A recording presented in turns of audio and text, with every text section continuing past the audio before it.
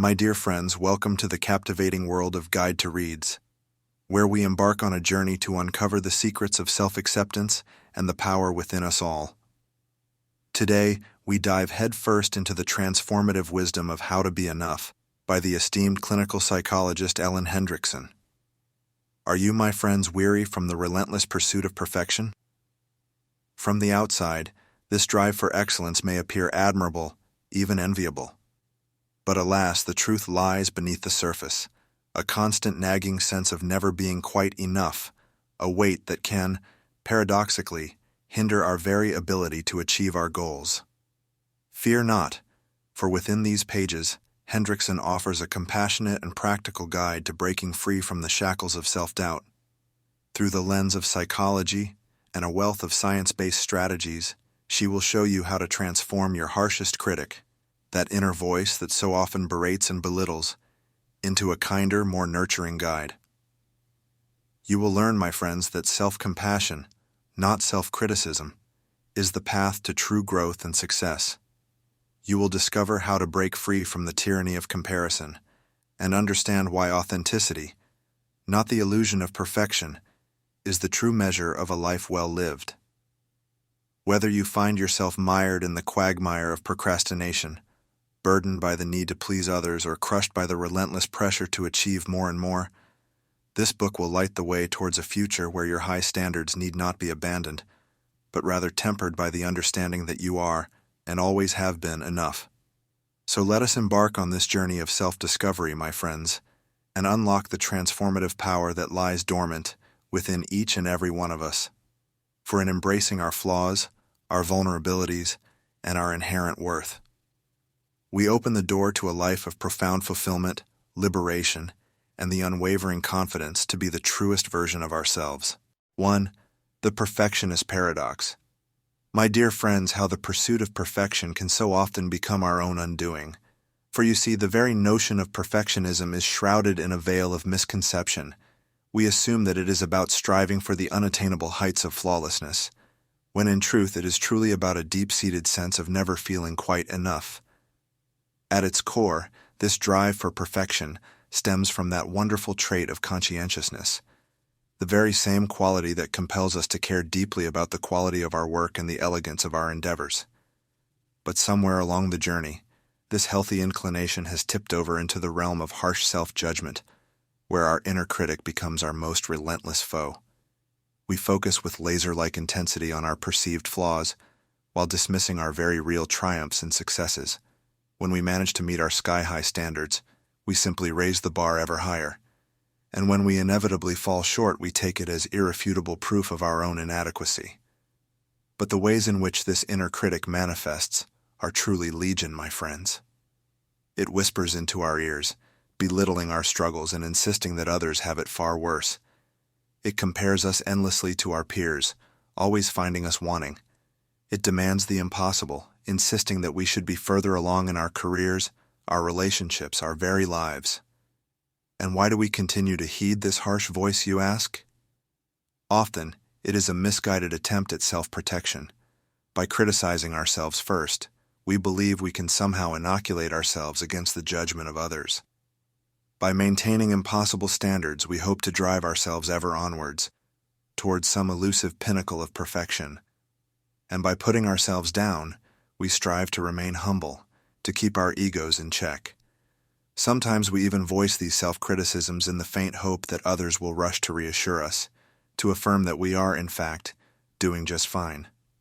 Such is the case of our dear friend Elena, a talented software developer who stays late into the night, fixating on imagined flaws in her code, believing each small error to be proof positive that she does not belong in this world of technology. But alas, this perfectionism is not protecting Elena. It is keeping her from truly savoring her successes and connecting meaningfully with her colleagues. And herein lies the true paradox, my friends. For in our pursuit of perfection, we so often lose sight of the very things that make us human. Yet take heart, for through the transformative power of 7 potent mindset shifts, we can rewrite the very script that has governed our lives. We can replace the corrosive criticism with a generous measure of self-compassion. we can trade rigid rules for the liberating embrace of flexibility, and we can transition from endless striving to a state of genuine, hard-earned contentment. For you see, my dear friends, the journey towards being enough is not about abandoning our high standards or ceasing the hard work that makes us who we are. Rather, it is about making space for rest, for joy, and for the authentic connections that nourish our very souls. It is about recognizing that beneath all our striving lies a deeper longing to feel safe, accepted, and worthy exactly as we are. 2. Calming the inner and outer critic. How the relentless pursuit of perfection can so often become the very shackles that bind us. For you see, this unforgiving inner critic, this harsh self-judgment, far from being the path to self-improvement, actually serves to diminish us in the most profound of ways. When perfectionism becomes the default setting, the engine that drives our every move, it grinds our motivation to a halt, increases the very stress that seeks to undo us, and, in a cruel twist of fate, even lowers the quality of the work we so desperately strive to perfect. But take heart, my friends, for there is a salve to soothe this wounded soul, a balm that can replace the caustic sting of self-criticism with something far more powerful: self-compassion. This is the art of treating ourselves with the very same warmth, understanding, and tenderness that we would so readily extend to a dear friend who finds themselves mired in struggle. For you see, the truth of the matter is that making mistakes and feeling inadequate at times is simply a part of the human experience, a thread that connects us all, regardless of our individual stations in life. Self-compassion, then, is not just about feelings, but about the actions that stem from this deep well of kindness. It might mean granting ourselves permission to rest without the burden of guilt, or acknowledging that we cannot possibly accomplish every item on our impossible to-do lists. It could be as simple as savoring the morning's first sip of coffee without the ever-present need to rush, or carving out time to tend to the garden, to exercise gently, or to engage in any other activity that brings us genuine joy. But the pernicious reach of perfectionism does not stop at the boundaries of our own self-judgment, my friends. No, it often flows outward towards those closest to us, our partners, our children, our colleagues, as we find ourselves holding them to the same impossible standards that we impose upon ourselves.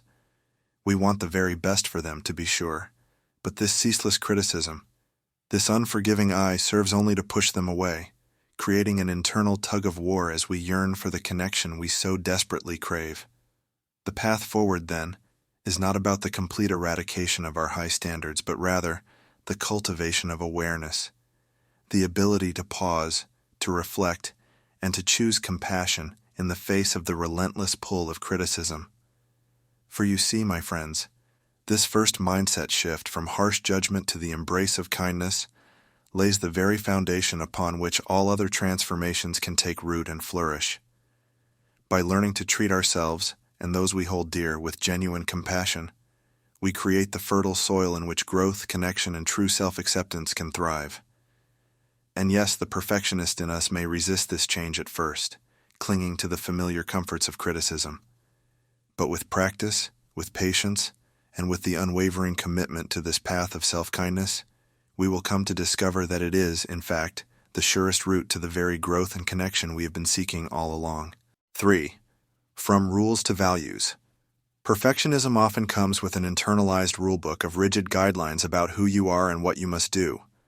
These rules might often sound something like "I have to," or "I must," and especially "I should." They feel like commands from a strict authority figure, leaving little room for flexibility or choice. But there's another way to guide your choices: through values. Unlike rules, values are freely chosen directions that give your life meaning. They're not about what you must do, but about what matters most to you. Values can include things like creativity, connection with others, learning, helping people, or any number of meaningful pursuits. To discover your own values, try this simple exercise. Think about the moments in your life when you felt most alive and purposeful. Maybe it was helping a friend through a tough time, or losing yourself in a creative project, or teaching someone a new skill. These moments point toward what truly matters to you. Now notice when your perfectionism turns these values into rigid rules. If you value generosity, Perfectionism might turn that into, I must always say yes when someone asks for help. If you value excellence, perfectionism might insist I can't ever make a mistake. The key difference? Values feel like chosen directions, while rules feel like forced marches. It is also important to ensure that your worth isn't based on how perfectly you follow rules or how much you achieve.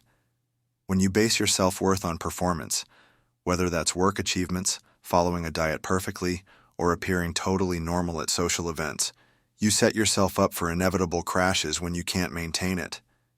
Instead of letting predetermined rules dictate your choices, stay present in the moment and let your values guide you. This doesn't mean you abandon high standards or stop caring about doing things well. It means choosing your direction freely, based on what matters most to you. When you catch yourself thinking I have to in any situation, try shifting your thinking to what you might choose to do based on what you value most.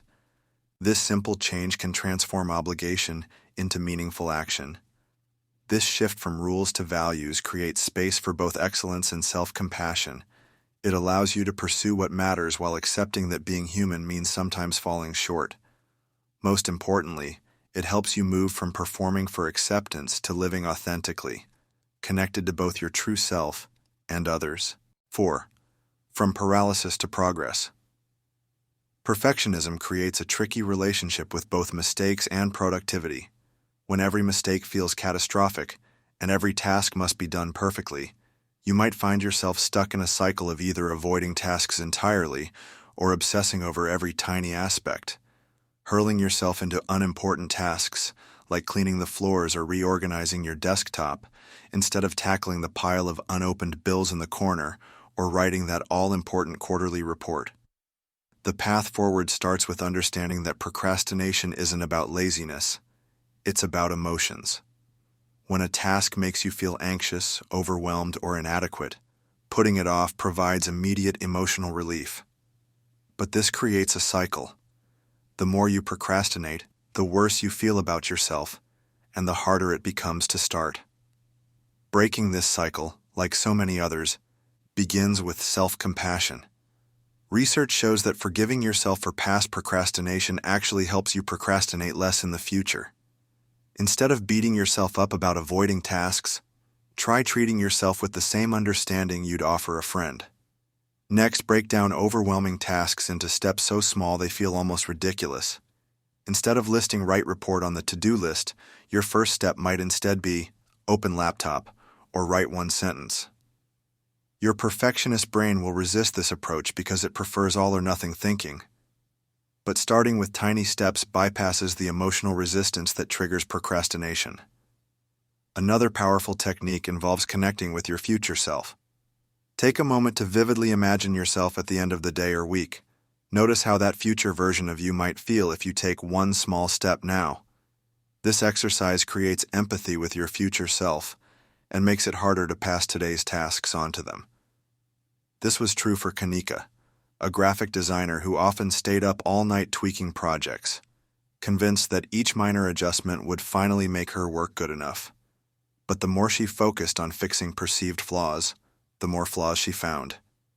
Meanwhile, new projects piled up untouched, feeling too overwhelming even to begin. In conversation with her mentor, she developed a new strategy.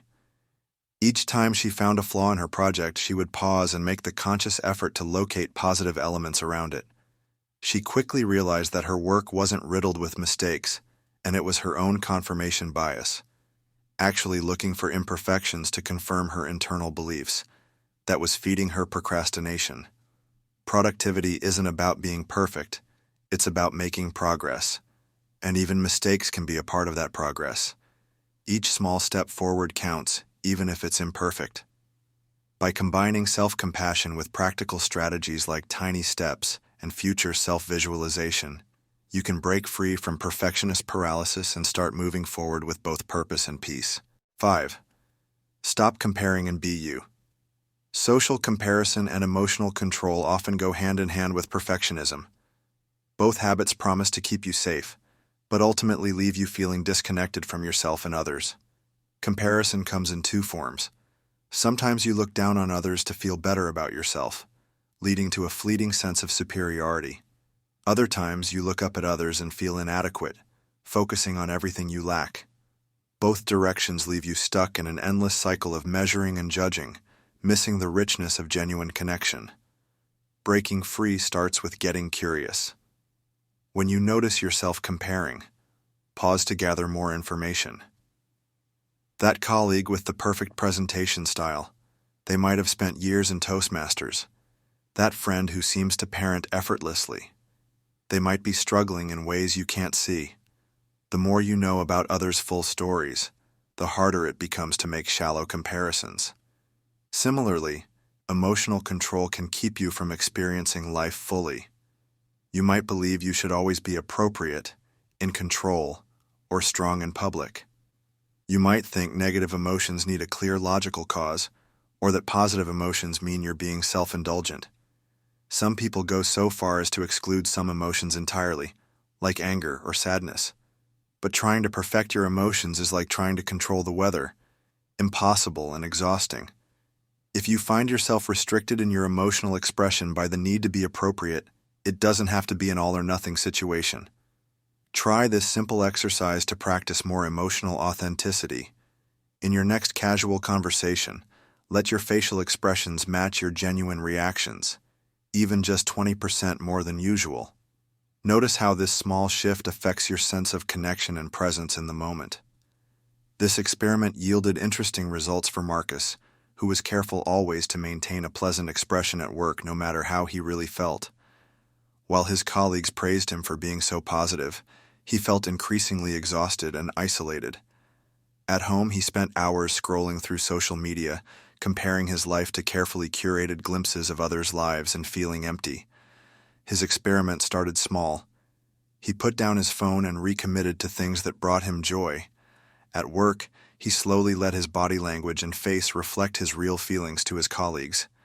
He didn't let his emotions overshadow everything, but admitting he felt tired or overwhelmed or enthusiastic, and letting it show created space for his authenticity to emerge.